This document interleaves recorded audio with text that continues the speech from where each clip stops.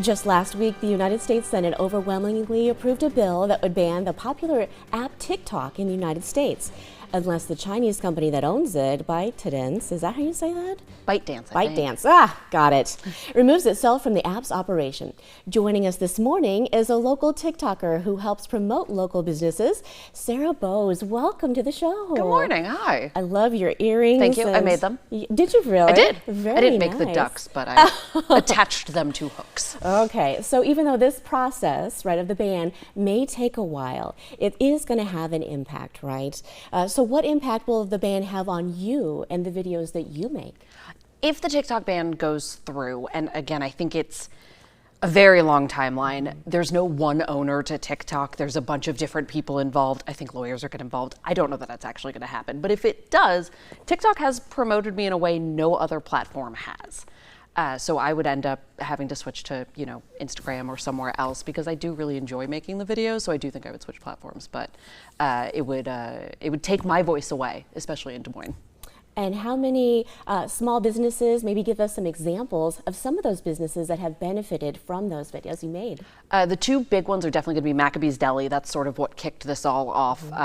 A lot of people weren't aware there was a kosher deli in Des Moines, and they had such an increase in business that they ran out of meat. They had to go to their kosher butcher like across the state twice in a week, I think, because they ran out of food. They ran out of bread. That one was crazy. And then Nona's up in Ankeny, which is the proper New York City pizza place, where I also found out the owner and I went to the same elementary school in New York City. Completely randomly, different years, but we went to the same school. That's fascinating. Yeah. What a funny connection to make. What a small world. Okay, so what is next for you? Are you going to continue what you're doing or already start to research what's next? I'm going to keep doing what I'm doing. Like I said, I think the ban is on such an extended timeline at this point that starting to switch platforms now isn't really going to work for me. So I'm just going to keep talking about Des Moines, the things I like here. It's been such a fun ride that I'm not going to stop anytime soon. And how many followers do you have? I am up to about 43,000 followers right now, but it's less because of Des Moines and more because I ate really gross ramen last week and things went crazy. But before that, I got about 20,000 followers just Des Moines based, and that was really, really cool. Oh, that's impressive. I love how they're following you and helping you out too. And if folks would like to follow you on TikTok, how can they find you? At Sarah Bowes, it's just my name across all platforms on Instagram, TikTok, wherever you need to find me.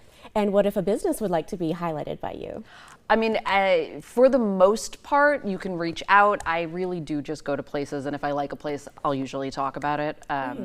It just depends. But if anyone wants to, talk about stuff, just reach out. Sarah Bowes on all platforms. I love it. Thank you so much for joining us today on Today in Iowa Sunday, and we'll look for more awesome videos from you coming up in the future. Thanks.